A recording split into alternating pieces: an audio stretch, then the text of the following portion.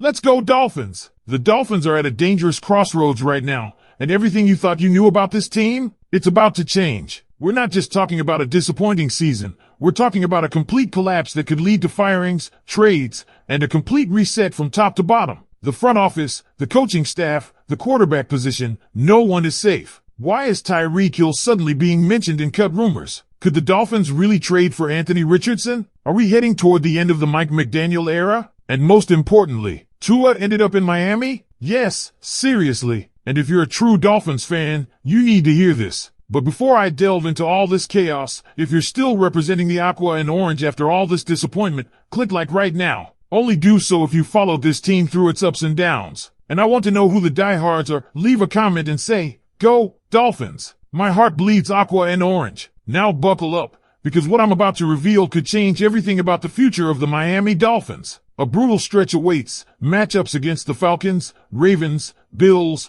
Commanders in Madrid, Saints, Jets, Steelers, Bengals, Buccaneers, and Patriots. Realistically, there might be two winnable games on that list, maybe the Saints and Jets. Best case scenario, Miami finishes 3-14. Worst case, 2-15. Either way, a top 5 draft pick is almost guaranteed. But the real question is, what do the Dolphins do with that pick? Because that pick could be the foundation for an entirely new era in Miami. Quarterback is the centerpiece of this dilemma. Tua Tagovailoa's time as Miami's QB1 appears to be nearing the end. His performance has been underwhelming, even accounting for the offensive line issues. Yes, the protection has been atrocious, but top quarterbacks find ways to overcome adversity. Tua has not. Fans are beginning to ask, should the Dolphins bench Tua? And if they do, who takes his place? Some fans are even floating names like Zach Wilson or rookie Quinn Ewers. Zach Wilson has already lost his QB2 spot, and while Quinn is intriguing, a former number 1 recruit out of Texas who fell to the 7th round, he's raw. The idea of starting him this year seems more like a desperate experiment than a real solution. If anything,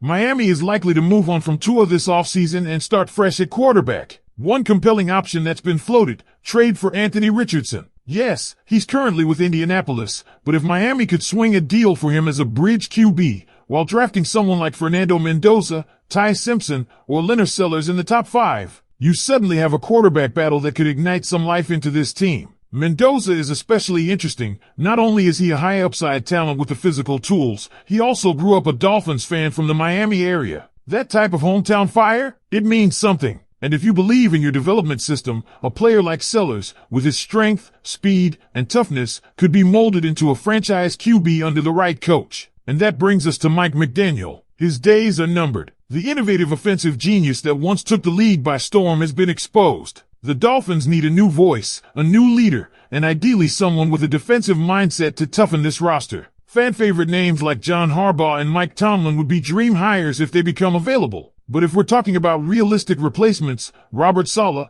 Chris Shula, Jesse Minter, and even Mike McCarthy are names that could breathe new life into this franchise. And pairing someone like Shula with a GM from the Rams organization, that's a recipe worth exploring. We've seen the Rams build winners through bold decisions and smart cap management, something Chris Grier clearly doesn't know how to do. Again, Grier should have been gone already. His inability to build a stable offensive line, manage cap space, or find the right QB has kept this team in mediocrity for too long. Then there's Tyreek Hill. Should the Dolphins keep him for a new quarterback to grow with? The truth is, why would Tyreek Hill want to stay? He's still elite, but he's aging. He wants to win now, not waste away in a rebuild. If the Dolphins move on from Tua, fire McDaniel, and tear down this roster for a fresh start, it makes no sense to keep Tyreek on a $36 million cap hit. Restructuring him is one option, but let's be real, he could just sign a cheap deal with the Chiefs and reunite with Mahomes. If that happens, Miami would lose its top playmaker for nothing. The smarter move? Cut bait, save the cap space, and reinvest in the next era. And speaking of the next era, who's running this show? Because fans are starting to throw Dan Marino's name around as a potential GM. Let's squash that idea now. Marino is a Dolphins legend,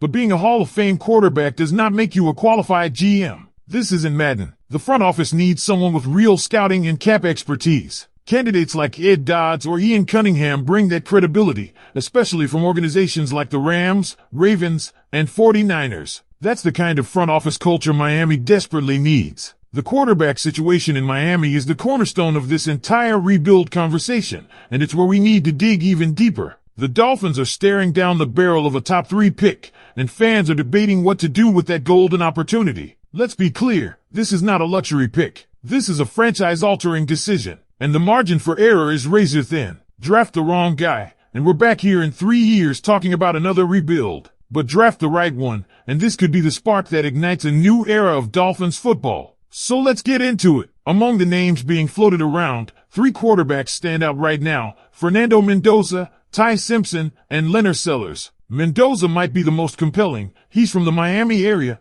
grew up a Dolphins fan, and has all the tools to succeed at the next level. He's accurate, poised, and commands an offense with confidence. He's not flashy, but he doesn't need to be. What he offers is leadership, anticipation, and an ability to grow into a legitimate QB1 with the right coaching. And let's be honest, having a hometown kid under center could galvanize this fan base in a way we haven't seen in decades. Then there's Ty Simpson out of Alabama, a high-ceiling talent who brings an aggressive style and the type of playmaking ability that makes scouts drool. He can throw on the move, stretch the field, and improvise when plays break down. The downside? He needs time. He's not ready to walk into an NFL huddle and lead immediately, which is why Miami's plan must involve a bridge quarterback if they go this route. That's where someone like Jameis Winston comes in. Love him or hate him, Jameis brings experience, energy, and a proven ability to move the ball. He might throw some wild interceptions, but at least the offense wouldn't be stale. More importantly, he's respected in locker rooms. He could mentor a young QB,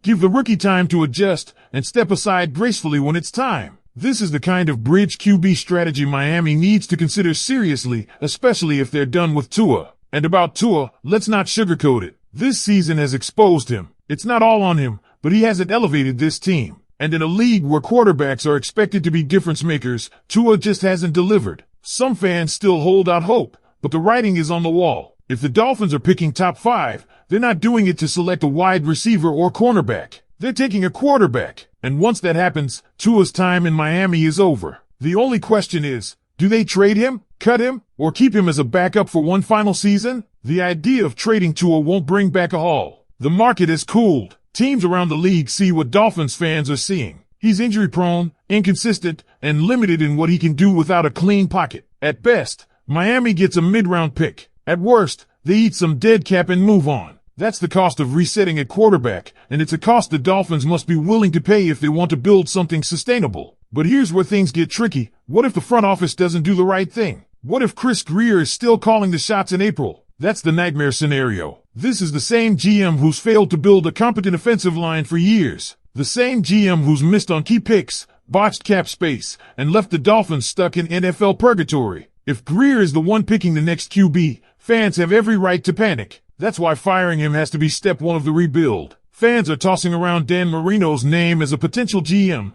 but that's a feel-good story, not a smart move. Marino is a legend, but being a great player doesn't mean you can build a roster. The Dolphins need real football minds in the front office, guys like Ed Dodds or someone out of the Rams or 49ers tree. These are organizations that know how to draft, develop, and win. Miami has to poach from that DNA if they want to change the culture. As for the head coach, Mike McDaniel had his chance. The offense was flashy at times, but there's no accountability, no identity when things go south. His time's up. The Dolphins need someone tougher, more grounded, and with a real vision for winning football. Whether that's Robert Saleh, Chris Shula, or even Mike McCarthy.